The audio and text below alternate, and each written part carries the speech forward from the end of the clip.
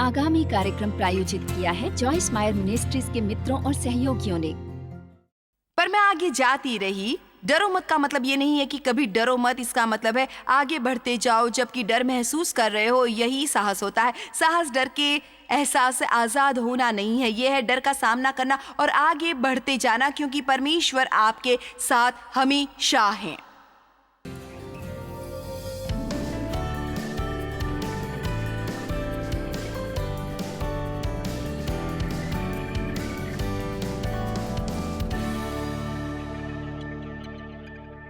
मैं शुरू करने वाली हूँ। मैंने फैसला किया है कि मैं वहाँ से शुरू करूँगी, वहाँ से आज सुबह, क्योंकि मुझे ऐसा नहीं लगा कि मैंने वो अंतिम पॉइंट ख़त्म किया है जो है एडवेंचर होने के बारे में। कुछ लोगों का बुरा होता है जो बुरे जीवन में भी बदल सकता है, सिर्फ इसलिए कि वो बस वहीं रुके नहीं रहते हैं। वो इतना सुरक्षित रहते हैं कि जीवन बस बोरिंग हो जाता है। और मैं आपको बता रही हूँ, यदि आप पीछे जाएं, यदि आप पवित्र आत्मा के पीछे जाएं और हम अपने खुद की योजनाएं बनानी बंद करें, यदि आज कोई कह सकता है और सचमुच उसको अर्थपूर्ण दृष्टि से पवित्र आत्मा मुझ में काम कर, मैं तुम्हारे पीछे जाना चाहता हूं। केवल तुम हो जो सचमुच जानते हो कि परमेश्वर चाहते हैं कि तुम क्या चाहते हो और तुम मुझ में रहते हो और तुम मुझे ये प्रकट कर सकते हो। इसलिए कदम दर कदम देखें। हम सब चाहते हैं ये लॉन्ग ब्लूप्रिंट प्लान हमारे जीवन के लिए। परमेश्वर आपको वो देने वाले नहीं, आप शुरुआत करेंगे। मेरा मतलब है, शायद आपको कुछ आइडिया हो, मेरा मतलब है 40 साल पहले जब परमेश्वर ने मुझसे बात की वचन की शिक्षा देने के बारे में, मेरा मतलब है मैंने सोचा अगली सुबह मैं अपने बिस्तर से गिर जाने वाली हूँ और मेरे पास होगी दुनिया भर में फैली इतनी बड़ी सेवकाई, क्योंकि मैंने प्रभु को ये कहते सुना, तुम दुनिया भर में जाओगी और मेरे वचन को सिखाओगी। खैर पता है, मुझे कुछ भी पता नहीं था इस चीज़ का। मुझे बहुत से वर्ष गुजारने पड़े बस वचन सीखने के लिए और कुछ अनुभव पाने के लिए और परमेश्वर को अपने जीवन का वो कबाड़ा छांटने के लिए। पर परमेश्वर के साथ ये बहुत ही रोमांचक यात्रा रही है। मैं आपको ये नहीं बताने वाली कि ये बहुत आसान रहा, पर मुझे बहुत ही खुशी है कि मैंने इसका दाम चुकाया और परमेश्वर से हाँ कही बजाय ना कहने की। और मैंने एक कदम करने में मेरी अगुवाई की। देखिए, आप एक कदम उठाते हैं और परमेश्वर आपको देते हैं अगला कदम, और शायद वो एक रात भर में ना हो। शायद आप एक कदम उठाएं और आप शायद उस स्थान पर काफ़ी समय रहे, उससे जो शायद आप रहना नहीं चाहते हो। पर परमेश्वर की टाइमिंग हमारे जीवन में परफेक्ट होती है, हमारे जीवनों में परफेक्ट। बस मौजूद ही ना रहो, एक जीवन जियो। हेलन केलर ने कहा कि जीवन या तो एक बहुत बड़ा एडवेंचर है या तो कुछ भी नहीं। आमीन। मेरा मानना है कि परमेश्वर चाहते हैं कि हमारा जीवन एक्साइटिंग हो। मेरे ख्याल से वो चाहते हैं कि हम हर दिन बढ़िया सरप्राइजेस पाएं। एक बात जिसके बारे में मैं प्रार्थना करती हूँ वो है, प्रभु आज मुझे सरप्राइज करें। आप में से कितने अपने बच्चों को सरप्राइज देना चाहते हैं? आप काम करना चाहते हैं और उन्हें सरप्राइज देना चाहते हैं। मुझे कभी सच्चा पिता नहीं मिला, इसलिए मैंने अपने स्वर्गीय पिता को अपने पिता के रूप में लिया है। और कभी कभी मुझे अच्छा लगता है सरप्राइज होना। बस मुझे सरप्राइज करो। एडवेंचर का मतलब एक अनजानी प्रदेश को खोजना, कुछ जो असामान्य और एक्साइटिंग है, शायद खतरनाक भी हो सकता है। शायद एक खतरनाक तजुर्बा या कार्य या तो हम पा सकते हैं सुपर सेफ या बोरिंग।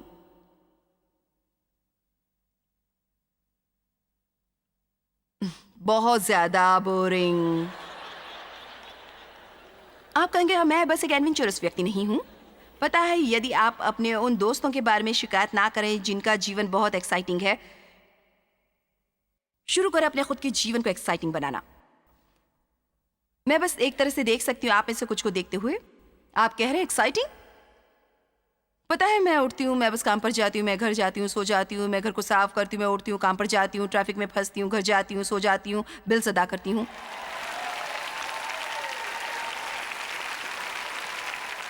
नहीं, मैं वैसा जीवन नहीं जीती। नहीं नहीं नहीं नहीं नहीं नहीं नहीं। पता है, मैं अंदाजा लगा रही हूँ कि मैं अपने 90 के दशक तक जीऊं, जो एक बहुत लंबा जीवन है। तो मेरे पास बस 20 साल बचे हैं। अब ये कई बार बहुत डरावना लगता है जब आप ऐसा कहते हैं, पर आप लोग बेहतर हैं सुने जो मुझे कहना है, क्योंकि मेरे पास इसे कहने के लिए 20 साल बचे हैं। आमीन। और मैं सभी बैरल्स को अनलोड कर रही हूं। असल में मैं इंतजाम कर रही हूँ कि मैं लंबे अरसे तक बात करती रहूं मेरे जाने के बाद भी। मैंने ये सब रिकॉर्ड कर लिया है, मैंने ये सब किताबों में लिखा है। मुझे उम्मीद है तुम्हारे नाती पोते मेरी किताबें पढ़ रहे हैं और आपके पर नाती पोते हमारी किताबें पढ़ रहे हैं। चलो भी अपने जीवन के साथ भी कुछ करो और अन्य लोगों के लिए विरासत छोड़ के जाओ।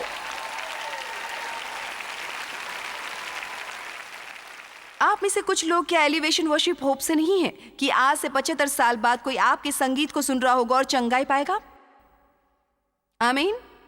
चलिए अभी कुछ बड़े सपने देखें। चलो बस जीवन ही ना गुजारें। आप क्या कर रहे हैं? मैं बस जीवन जी रहा हूं।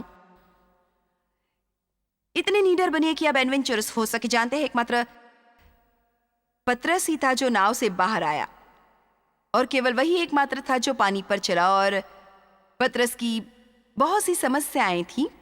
उसकी लंबी जुबान थी, उसमें अभिमान की आत्मा थी, उसने स्वयं के बारे में बहुत ज्यादा सोचा जो उसे नहीं सोचना चाहिए था। मेरा मतलब है यीशु ने पतरस को डांटा था और कहा था शैतान तुम्हारे जरिए काम कर रहा है। मत्ती 16 में तो हम शायद पतरस की ओर देखिए और सोचे परमेश्वर ने आखिर क्यों इस जैसे व्यक्ति का इस्तेमाल किया। आप जानते हैं क्यों? मेरे ख्याल से इसलिए क्योंकि पतरस ही नाव से बाहर निकलने के लिए राजी था। जब परमेश्वर के पास ऐसा कुछ है जो राजी है बाहर निकलने के लिए और पता लगाने के लिए, और उसके पास वो हृदय है जो परमेश्वर की सेवा करना चाहता है, परमेश्वर बाकी सब कबाड़ आपके जीवन में सही कर सकते हैं यदि आप बस डर में ना जिएं।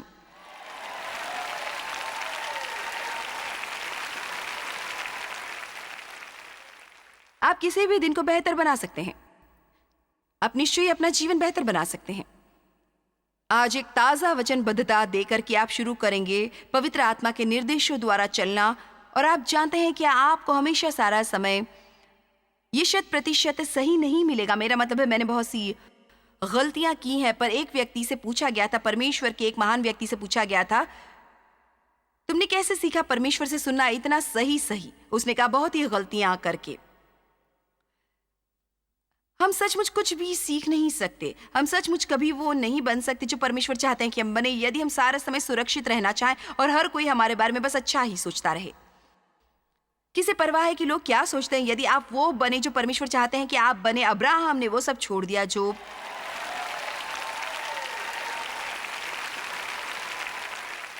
उसका जाना पहचाना था। बस वो निकल पड़ा अब्राहम अपने पिता का घर छोड़कर। और वो हर चीज जो तेरी जानी पहचानी है और उस स्थान पर जा जो मैं तुझे दिखाऊंगा, उस छोटी सी जानकारी के साथ उसे बस निकल जाना था।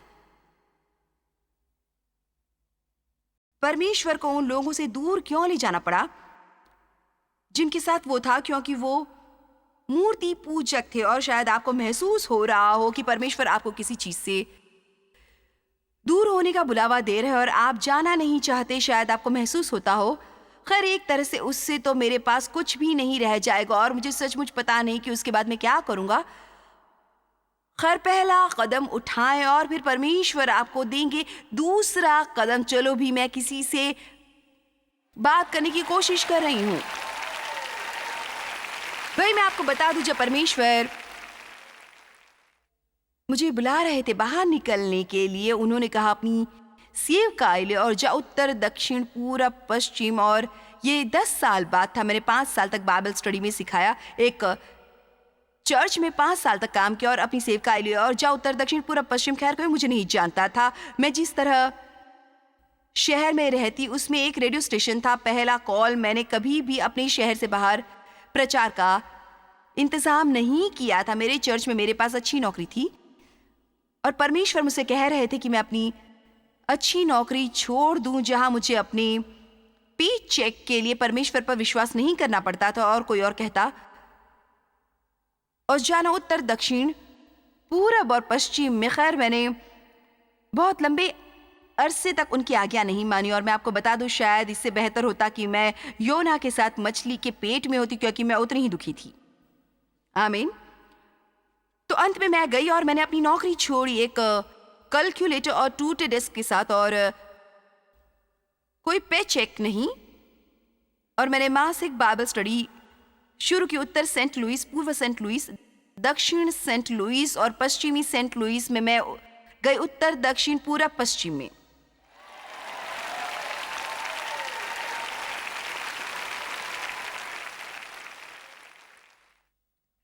ये बहुत ही अद्भुत है कि आप बच्चे सा विश्वास लेकर बाहर निकले, और मैं इतना डरती थी, मेरा मतलब है ज्यादातर समय मैं इतनी डरी हुई होती कि मैं इसे सह नहीं पाती, पर मैं आगे बढ़ती रही। डरो मत का मतलब ये नहीं कि कभी डरो मत, इसका मतलब ये है आगे बढ़ते जाओ जब तक कि डर महसूस कर रहे हो। यही साहस होता है।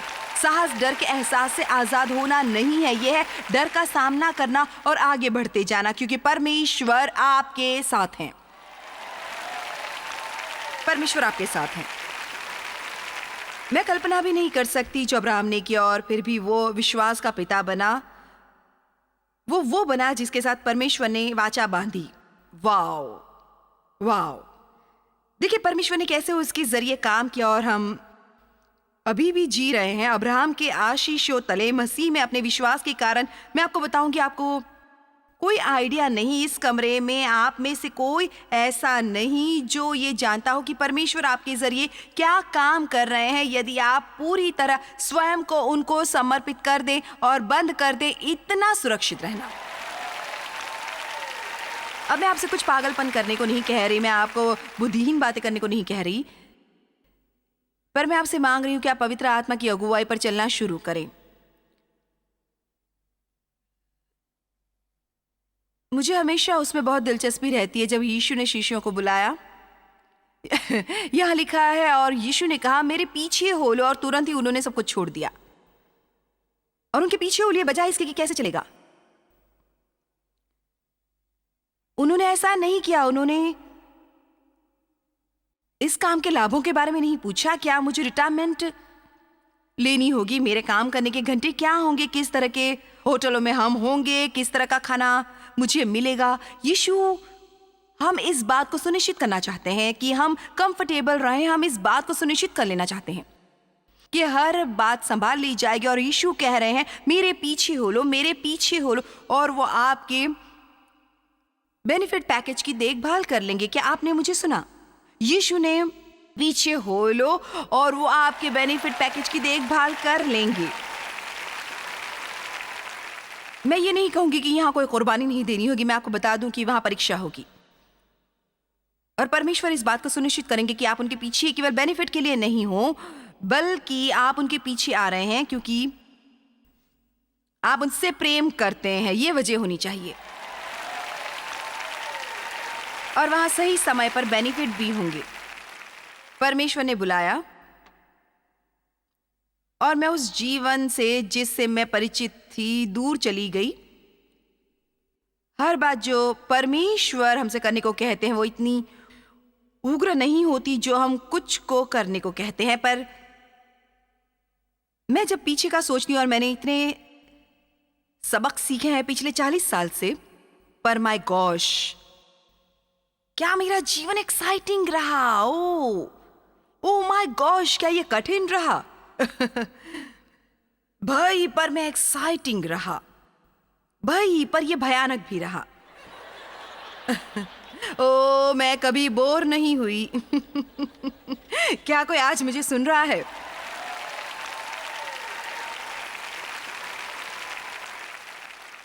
आप एक बिना दूसरे के नहीं पाएंगे, जैसा कि मैंने कहा।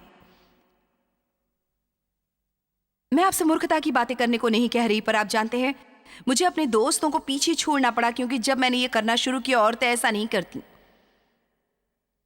मैंने अपने दोस्त खो दिए, मुझे मेरे चर्च को छोड़ना पड़ा। ये मेरे बच्चों का कठिन दौर था,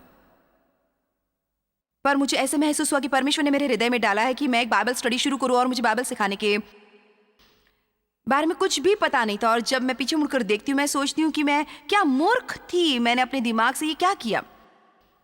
पर देखिए, विश्वास यही कहता है। विश्वास कभी कभी कुछ ऐसी बातें करता है जिसका आपके दिमाग में कोई तुक नहीं बनता, पर आप यहाँ नीचे जानते हैं, आप अपने हृदय में जानते हैं कि ये सही काम है करने के लिए। हमारे लिए बेहतर होगा अपने हृदय की सुने और अपने दिमाग की सुनना बंद करें। आपका दिमाग आपको हर बात से बरगलाने की कोशिश करेगा जो परमेश्वर चाहते हैं कि आप करें। पर जैसा कि मैंने कहा, देर कभी नहीं होती, देर कभी नहीं होती। 5 साल तक मैंने एक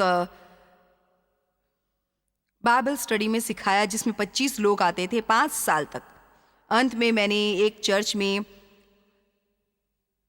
5 साल तक काम किया। मैं हमेशा लोगों से ये कहना पसंद करती थी, आप अधिकार प्राप्त करने के लायक नहीं जब तक कि आप ये ना जान लें कि अधिकार कैसे लिया जाता है। कितना सही है। यदि आप सोचते हैं कि आप बाहर निकलेंगे एक दिन और बॉस बन जाएंगे, नहीं, तो डर को स्वयं को ना रोकने दे ऐसा जीवन जीने से जो एडवेंचर से भरा हुआ हो। 2 तीमुथियुस एक साथ, क्योंकि परमेश्वर ने हमें भय की नहीं पर सामर्थ और प्रेम और संयम की आत्मा दी है। जब यहोशू अपने जीवन के सबसे बड़े एडवेंचर पर निकल रहा था, कुछ ऐसा जो बिल्कुल असंभव लग रहा था, परमेश्वर ने उसे बहुत सरल से निर्देश दिए। उन्होंने ये नहीं कहा कि जाओ और मूसा की तरह बनो। पहली गलती जो आप कर सकते हैं वो ये है कि किसी और की तरह बनने की कोशिश करना। क्या आपने मुझे सुना? लोग कहते हैं मेरी बाइबल स्टडी ग्रुप ने मेरे लिए भविष्यवाणी की थी कि मैं अगली जॉयस बनने के वाली हूं। खैर, उम्मीद है कि ऐसा ना हो। उम्मीद है कि आप वो ही बने रहे जो आप हैं और मुझे वो बने रहे नेदे जो मैं हूं, और मैं किसी और की तरह बनने पर कभी राजी नहीं होंगी। आमीन। यदि आप कुछ भी बनना चाहते हैं तो अंतिम व्यक्ति से कुछ और बढ़िया क्यों ना करें जो आप कर सकते हैं परमेश्वर की मदद से।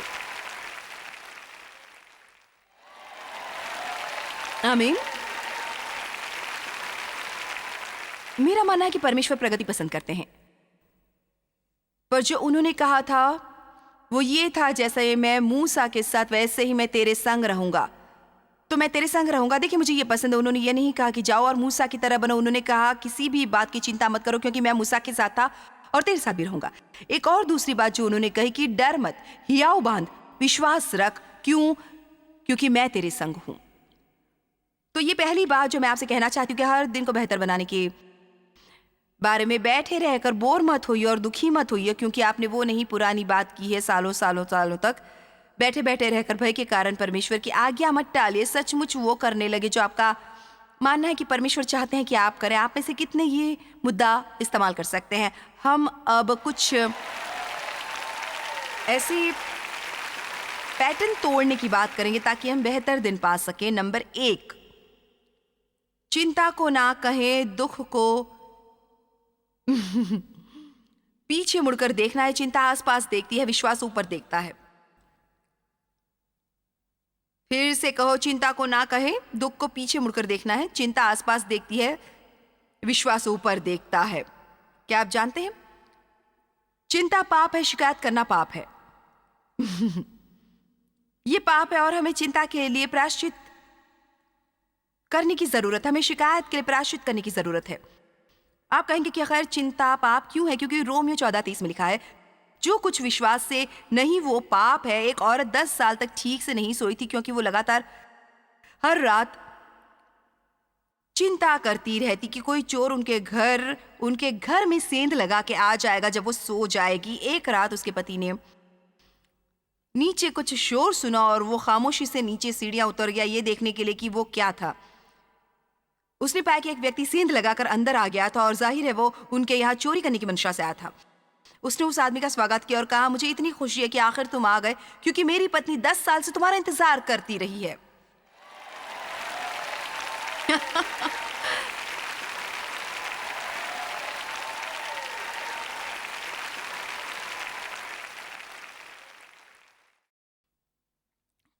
यदि आप हर दिन उठेंगे और मुसीबत की अपेक्षा करेंगे तो चलो इन सब को पूरा इकट्ठा करो और इस पर पार पालो ताकि हम जीवन में आगे बढ़ सके। ये संभव है कि चिंता करो और अच्छा दिन भी बिताओ।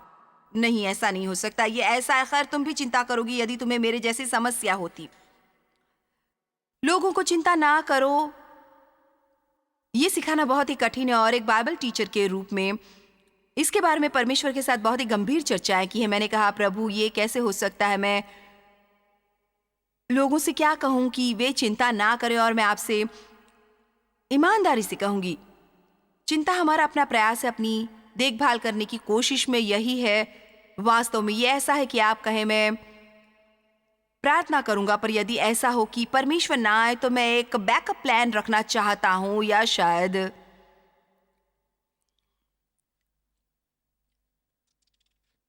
आमीन। यदि मुझे परमेश्वर का प्लान पसंद ना आए, फिर मैं अपना ही प्लान करूंगा। हम ये कहते हैं कि हम परमेश्वर की टाइमिंग पर भरोसा करते हैं, पर फिर हम चिंता करते हैं कि वो समय पर प्रकट नहीं होंगे।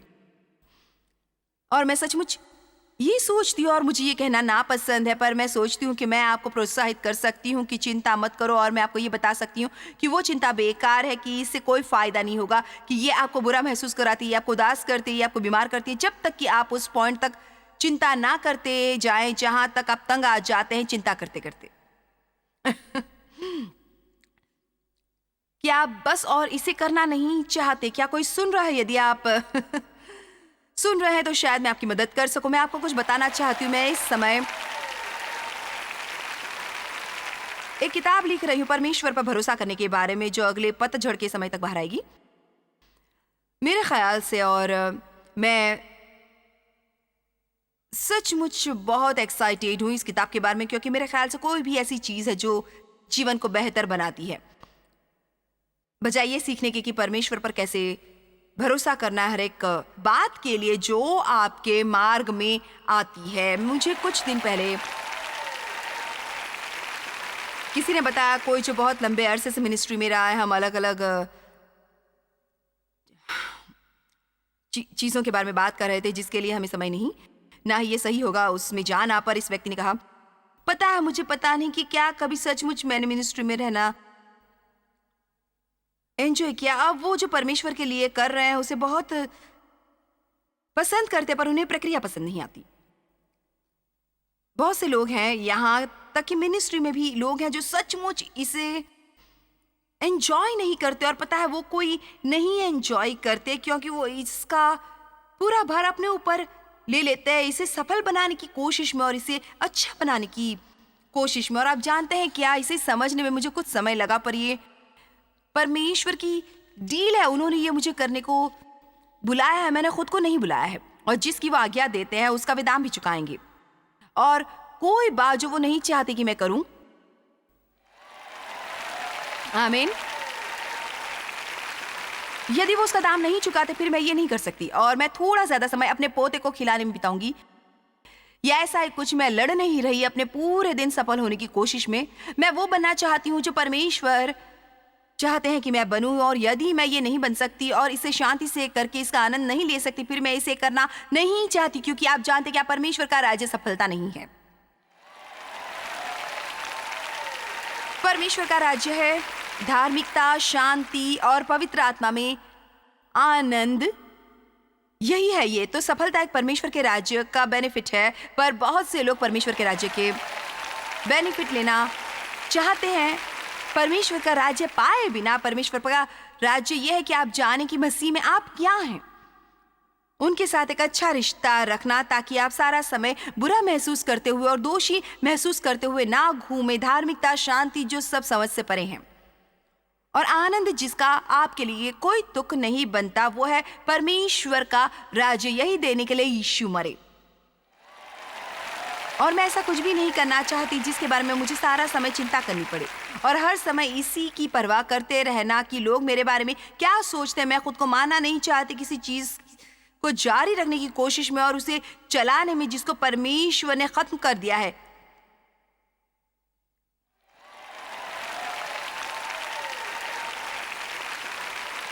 यदि मैं कभी जॉयस मायर न रहूं तो फिर मैं जॉयस मायर ही रहूंगी। दूसरी बात जिसके बारे में आपसे बात करना चाहती हूँ, यदि आप अपने जीवन का आनंद लेना चाहते हैं तो हम यहाँ रुककर थोड़ा समय बिताएंगे, इसलिए धीमे हो जाइए।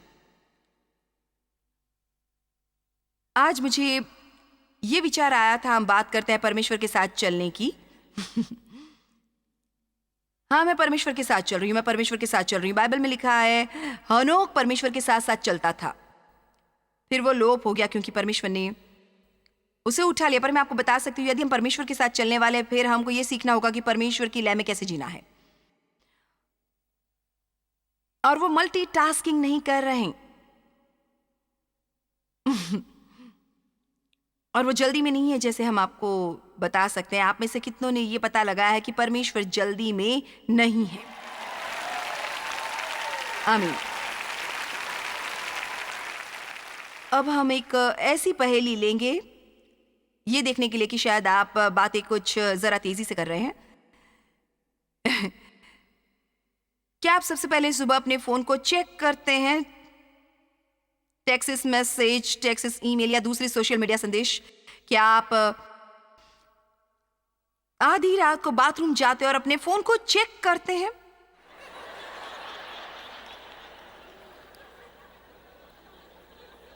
चलो भी, आप में से कितना ऐसे करते कि आधी रात को आप अपना फोन चेक करते हैं? हाँ, आगे बढ़ो, सच्चाई बताओ। क्योंकि आप इतने डर गए हैं कि शायद कोई आपसे संपर्क करना चाह रहा हो। और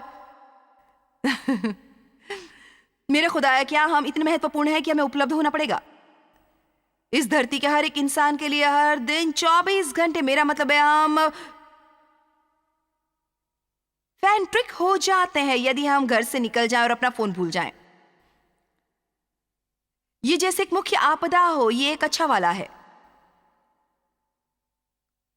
क्या आप एक दोस्त के साथ लंच पर जा सकते हैं और सारा समय आप उनके साथ हैं, आप फोन की ओर नहीं देखते? मैं बहुत तंग आ गई हूं ऐसे लोगों से बंधुत्व रखते हुए जो टेक्स्ट मैसेज का जवाब दे रहे हैं।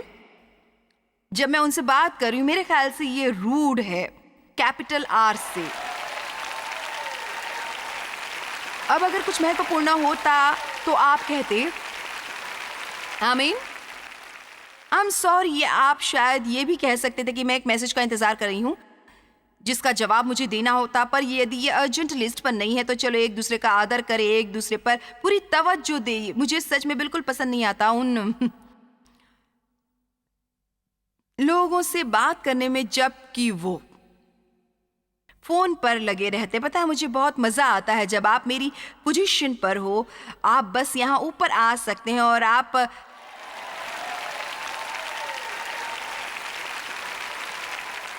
बके जाओ जो आपको कहना हो। क्या आप हताश होते हैं जब कोई बूढ़ा आदमी धीमी गाड़ी चला रहा हो जो आपके आगे है, पर जब आप चेक करते हैं वो असल में स्पीड लिमिट में ही गाड़ी चला रहे हैं, और फिर आप कहते हैं शायद आप जाने कि वो एक बूढ़ी औरत है। खैर, बेहतर है आप ध्यान रखें। दाऊद ने कहा,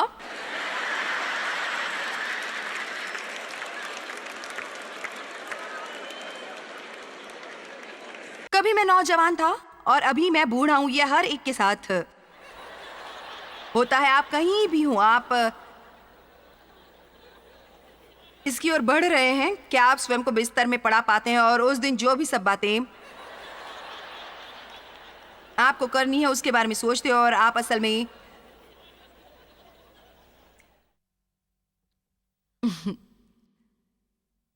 निराश और तनावग्रस्त हैं उससे पहले कि आप अपने पांव फर्श पर रखें? क्या आप रेस्टोरेंट या कॉफी शॉप चुनते हैं जिसमें आप जाना चाहते हैं? इस पर आधारित है कि किसमें वाईफाई है? क्या अक्सर आप एक ही बार में बहुत सी बातें कर रहे होते हैं? क्या आप इतनी तेजी से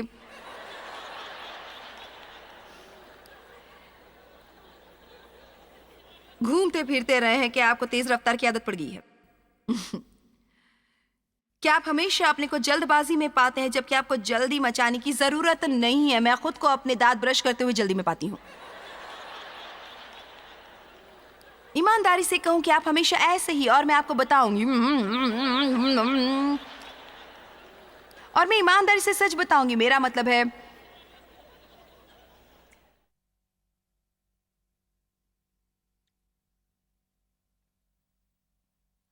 मैं काफी देर से इस पर काम कर रही थी कि धीमी होने की कोशिश करूं, क्योंकि ज्यादातर समय मैं जहां हूं उससे एक कदम आगे होती हूं। मेरा मतलब है मैं कार से उतर जाती हूं इससे पहले कि वो फुल स्टॉप पर आए। तो मुझे पता नहीं, और मैं ये मजाक नहीं कर रही, इसलिए मुझे आपकी प्रार्थनाओं के प्रति आभार रहेगा, क्योंकि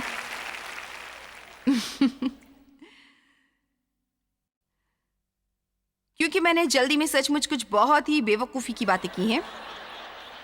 उदाहरण के लिए, मैंने कॉफ़ी पॉट के उस क्षेत्र में पानी डाला जहां कॉफ़ी बीन्स जाती है। खैर, क्या मैंने गड़बड़ की? मैंने ये एक से ज़्यादा बार किया है। मैंने अपने जीवन में कुछ ही प्याले कॉफ़ी के बनाए हैं। खैर, मैं कॉफ़ी पॉट को ब्रूअर के नीचे रखना भूल गई। मैंने अक्सर कार से उतर जाने की जल्दी की इससे पहले कि वो फुल स्टॉप पर आए।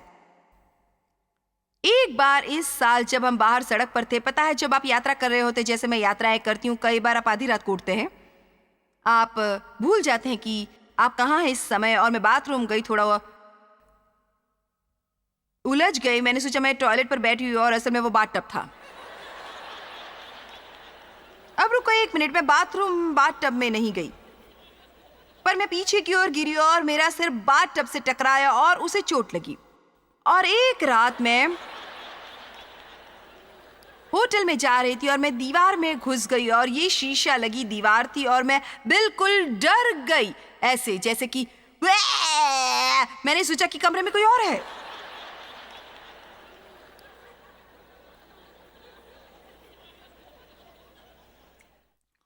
देखो, कॉमेडी क्लब में जाने की जरूरत नहीं पड़ती, बस चर्च चले जाओ।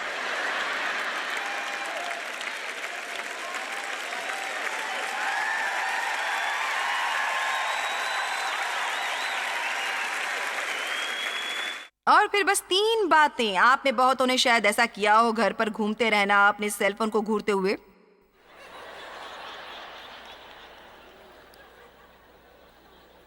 और फ्रैंटिकली अपना चश्मा ढूंढते हुए, और वो आपको कहीं नहीं मिलता, आपके सर पर ही होता है। और फिर अंतिम वाला, मैं ये अक्सर कहती हूँ, इसका सचमुच मतलब यह है कि सारा समय अपना ध्यान उस पर नहीं रखती जो मैं कर रही हूँ। मैं कहती हूँ, पता है, मैं बाहर गई हूँ कहीं चीन में या भारत में या अगली कॉन्फ्रेंस में, या उस पर ध्यान लगाती हूँ कि मैं टीवी पर क्या करने वाली हूँ या कुछ भी।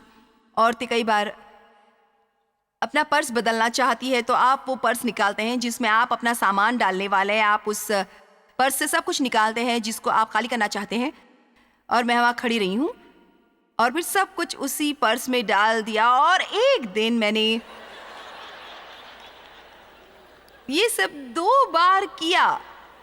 मैं कहती हूँ, जॉयस, खुद को संभालो।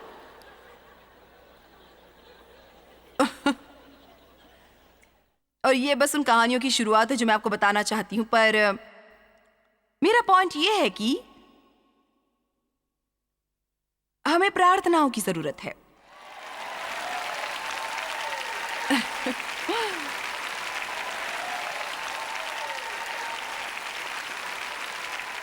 और मुझे संदेह है कि आपको भी जरूरत है। हमें बाहर से ही धीमा होने की जरूरत नहीं, हमें अंदर से भी धीमा होने की जरूरत है। और मेरे ख्याल से संभवतः यहाँ यही शुरुआत करने की जरूरत है, क्योंकि यदि आप अंदर से धीमे होंगे तो आप बाहर से भी धीमे होंगे। पर जब तक हमारे विचार रहे एक बात से दूसरी से तीसरी तक, हम जीवन का ज्यादा आनंद नहीं ले पाएंगे। मेरे ख्याल से बहुत बार हमारा दिन बुरा गुजरता है क्योंकि हम बस फ्रैंटिकली हर दिन तेजी से इधर उधर आते जाते हैं और हम सचमुच उस किसी बात का आनंद नहीं उठा रहे हैं जो परमेश्वर हमारे लिए उपलब्ध करा रहे हैं। बहुत सी कमाल की चीजें हैं जो हमारे हर एक के दिन में होती है, वो बातें जो परमेश्वर हमें दिखाने की कोशिश कर रहे हैं, वो बातें जो वो हमसे करने की कोशिश कर रहे हैं। यदि हम हर समय जल्दी में होंगे, मेरा मतलब है कि आप ईमानदारी से ये कल्पना कर सकते हैं कि यीशु अपने चेलों को ले जा रहे हैं इस तरह की जीवन शैली में जिसमें हम जी रहे हैं। हमको यरूशलेम जाना होगा और ये मीटिंग शुरू करनी होगी, चलो चलो चलो, उठो उठो उठो उठो। ब्रेकफास्ट के लिए टाइम नहीं है, चलो चले। 5 महत्वपूर्ण तरीके धीमे होने के। आप में से कितने धीमे होना चाहते हैं और इस परीक्षा से बचना चाहते कि हम ज्यादा वचनबद्ध ना हों, स्वयं को ज्यादा बढ़ा चढ़ा कर ना पेश करें? ये लिख लीजिए। उसने कहा, हाँ, सीखे कैसा है नहीं। और ये समझ लें कि जब आप कहते हैं कि नहीं तो लोग इसे नहीं पसंद करेंगे। यदि आप अपना जीवन चलाना चाहते हैं पवित्र आत्मा की अगुवाई में, मैं इसी वक्त आपको बता सकती हूं कि आप कुछ लोगों को नाराज करेंगे, पर यदि लोग नहीं चाहते कि आप पवित्र आत्मा की अगुवाई पाएं, फिर वैसे भी वो आपके दोस्त नहीं है। ये कहने की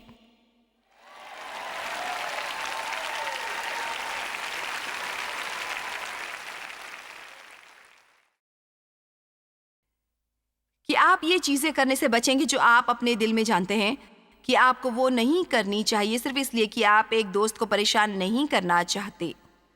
अब मैं ये नहीं कह रही कि हम सब पर ऐसा दौर आता है जब हमें कुछ चीज़ें करने की ज़रूरत पड़ती है जो शायद हम ना करें क्योंकि हम बस ये जानते हैं कि ये सही बात है करने की, या इसलिए कोई है जो हमारे साथ भलाई करता रहा और हम उन्हें आशीष देना चाहते हैं। ये गलत है ये जानने की आपको इससे शांति मिलेगी और ये कुछ ऐसा है जो आपको करना चाहिए था और आगे बढ़कर फिर भी आप इसे करते हैं। मैं आपको बता दूं, यदि आप यही कर रहे हैं तो आपका दिन अच्छा नहीं बीतेगा, क्योंकि परमेश्वर हमारे उस काम में मदद नहीं करेंगे जिसे करने के लिए उन्होंने मुझे बुलावा नहीं दिया।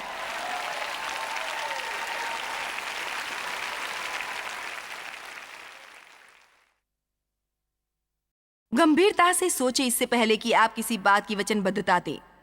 समय लें, गंभीरता से सोचें कि असल में ये मुझसे क्या छीन लेगा, इसमें मुझे असल में कितना समय देना पड़ेगा। कुछ बातें बहुत आसान लगती हैं सामने से और फिर आप इसमें पड़ जाते हैं और आप सोचते हैं आखिर मैंने खुद को किस में डाल लिया है। खैर मेरे ख्याल से हमें चीज़ों को थोड़ा ज़्यादा जांच लेना चाहिए। चलो मैं भी जांचती हूँ। सुनिए, मैंने अपने को अतीत में मार ही डाला है हाँ कहकर। मिनिस्ट्री में लोगों पर एहसान करने के लिए और कुछ टीचिंग असाइनमेंट लिए हाँ कहने को, सिर्फ इसलिए क्योंकि उन्होंने कहा कि परमेश्वर ने उनसे कहा है कि मैं ही वो चुनिंदा मनुष्य हूँ। और मैं अंत में उस मुकाम पर पहुंची जहां मैं सोच रही थी खैर परमेश्वर ने मुझे नहीं बताया, जब तक वो मुझे नहीं बताते मैं नहीं जाऊंगी। गॉड टोल्ड मी वाला हथकंडा अपनाते हैं। हमें लोगों के साथ ऐसा करना बंद करना होगा। खैर परमेश्वर ने मुझे बताया कि मैं ही वो हूँ जिसे जाना चाहिए। खैर यदि वो चाहते हैं कि मैं कुछ करूँ वो मुझे बताएंगे और मिलकर हमें कन्फर्मेशन मिलेगी, पर वो मुझे नहीं बताएंगे कि मुझे क्या करना चाहिए और फिर मैं ये करूँगी तब भी जब मैं दुखी होती हूँ।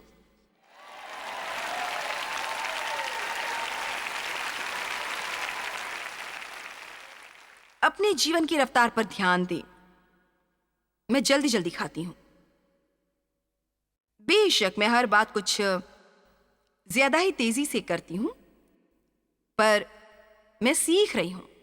माय गॉश, मुझे एक हेल्थ डॉक्टर ने बताया कि मुझे खाने का हर निवाला 20 बार चबाना चाहिए। मैं सोच रही प्रभु मुझ पर दया करे। मेरा मतलब है मेरा जबड़ा गिर जाएगा। क्या कभी आपने खाने का निवाला चबाने की कोशिश की है? मैंने अपना सबक सीख लिया है। मेरा मतलब है परमेश्वर कोशिश कर रहे हैं मुझे एक पॉइंट समझाने की, क्योंकि 2 बार इस साल मैं इतनी तेजी से खाती रही हूं कि मैं चौंक गई, जहां सचमुच इसने मुझे डरा दिया। तुम सब मेरी तरफ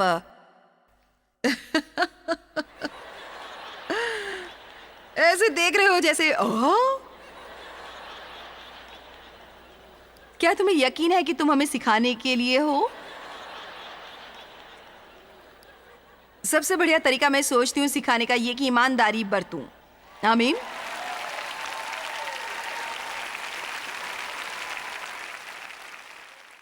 जो लोग व्यस्त हैं और उन्हें बहुत काम करना पड़ता है और उनकी बहुत जिम्मेदारियां हैं, मेरा मतलब है आप बस जीवन से इसी तरह नहीं गुजर सकते।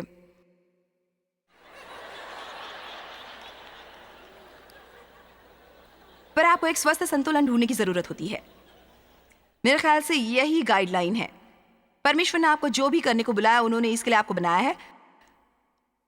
और कुछ लोग हमेशा अन्य लोगों से ज्यादा तेज रफ्तार से चलेंगे, पर जब ये आपको तनावग्रस्त करने लगता है और आप जीवन का आनंद लेने से वंचित रहने लगते हैं इसके कारण, और कई बार आप सचमुच मूर्खतापूर्ण और खतरनाक बातें करने लगते हैं क्योंकि आप बहुत ही ज्यादा जल्दी में हैं। चलो भी आप में से कितनों ने कई बार सचमुच खतरनाक काम कर डाला है सिर्फ जल्दबाजी की वजह से। ओके खैर, मेरा एक दोस्त है जो काफी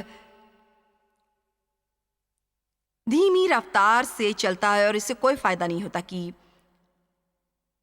इस व्यक्ति से तेजी से चलने को कहा जाए, क्योंकि वो ऐसा नहीं करेगा। मैं इस व्यक्ति से प्रेम करती हूं, पर मैं आपको सच्चाई बताऊंगी कई बार मुझे बस गुस्सा आ जाता है। ये ऐसा है।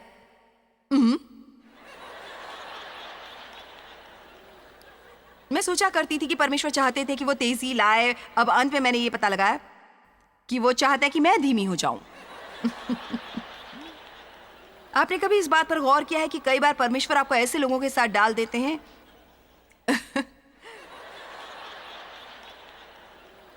जो शायद वो आपको चिढ़ाते हो, शायद आपको थोड़ा और उनकी तरह होने की जरूरत है।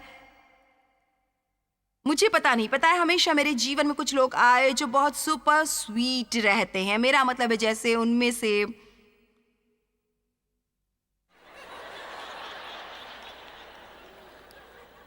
स्वीटनेस बह रही हो। Thank you honey, yes dear, क्या तुम प्लीज, मैं बदल गई हूं। मेरा मतलब जब परमेश्वर वही बात आपको बार बार दिखाते रहे हो, बार बार बार बार बार बार 25 साल तक, अंत में आपको समझ आता है। क्या आपने कभी इस पर गौर किया है कि परमेश्वर आपको ऐसे लोगों के इर्द गिर्द डालेंगे जो आपके लिए बस एक स्वीट लिटिल उदाहरण बन सके? ओह, ड्यू में इतना सब्र है, उसमें इतना सब्र है कि कई बार वो मुझको क्रोधित कर देता है। मैं ईमानदारी से बताऊं, परमेश्वर की सच्चाई में कि मैं इस व्यक्ति से 50 साल से शादीशुदा हूं और 50 साल में मैंने उसे 2 बार कहते हुए सुना है कि कोई उसे पसंद नहीं आया, मैं दिन में 2 ऐसे ढूंढ सकती हूं। और मैं परमेश्वर के वचन के प्रति बहुत शुक्रगुजार हूं। मुझे पता नहीं कि मैं क्या करूंगा यदि मुझे प्रचार करना ना मिले, क्योंकि देखिए मुझे सारा समय अध्ययन करना पड़ता है। ओ माय गॉश, परमेश्वर ने मुझे इतना बदल दिया है, उन्होंने मुझे इतना बदल दिया है। मैं सचमुच अच्छी हूं।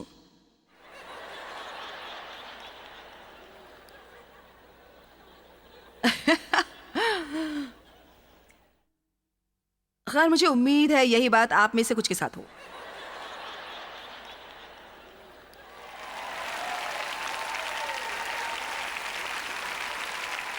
ओके, सुनिए, आप में से कितने सचमुच बहुत तेज रफ्तार से चलते हैं और आपका रिश्ता किसी ऐसे से है जो धीमा है?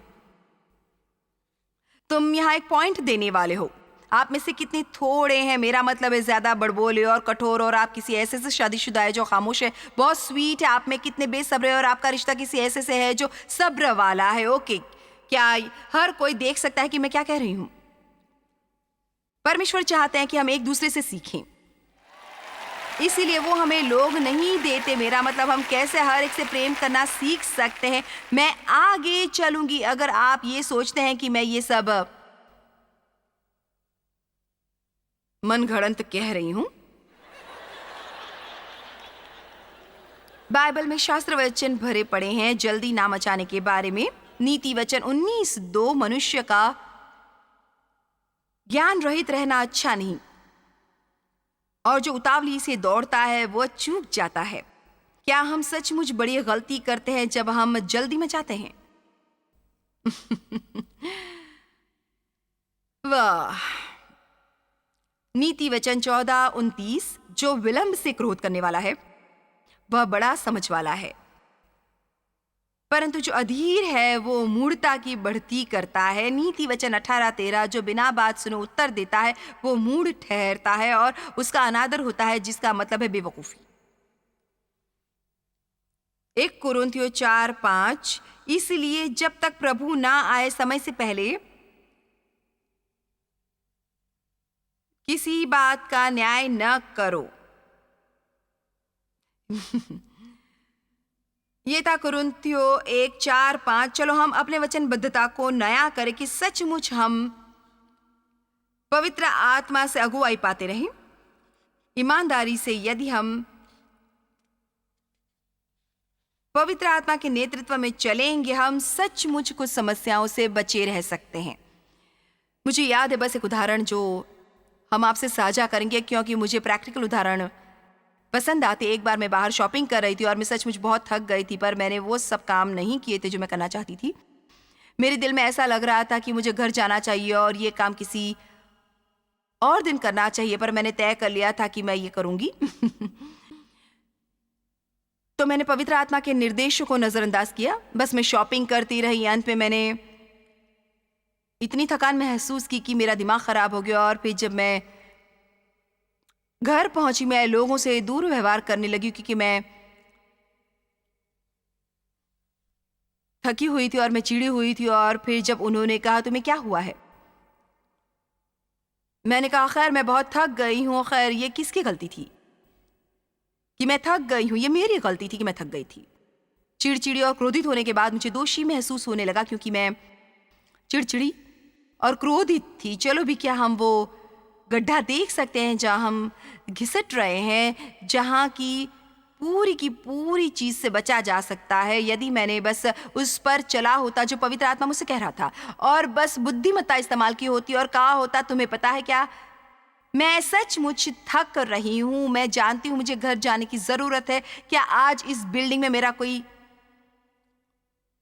साथ देने वाला है जो मुझे समझ रहा हो?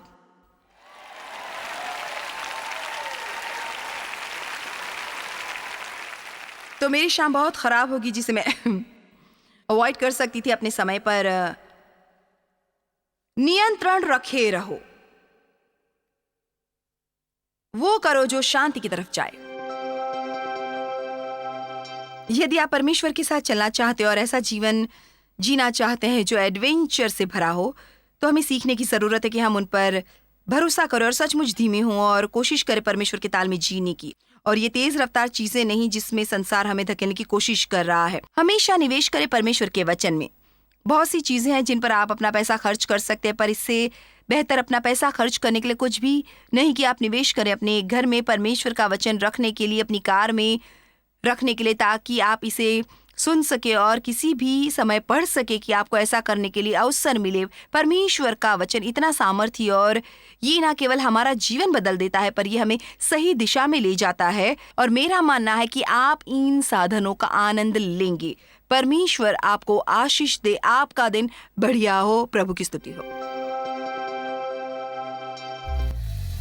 जॉयस मायर मिनिस्ट्रीज में आप हमारे लिए बहुत ही कीमती हैं, जितना कि आप जानते हैं। हम आपकी सराहना करते हैं और इस सेविकाई को दुनिया भर में संभव बनाने के लिए हम अपने दोस्तों और सहभागियों को धन्यवाद देते हैं। हम साथ मिलकर भूखों को खाना खिलाते हैं, गरीबों को कपड़े देते हैं और कई देशों में सुसमाचार बांटते हैं। अपना प्रार्थना निवेदन भेजने के लिए कृपया आज ही संपर्क कीजिए jmmindia.org पर। हमारे स्रोतों के बारे में और भी जानिए। जॉयस की सभाओं की सूची देखिए हमारे साथ सहभागी बनने के लिए, क्योंकि हम दुनिया भर में मसीह के प्रेम को बांटते हैं।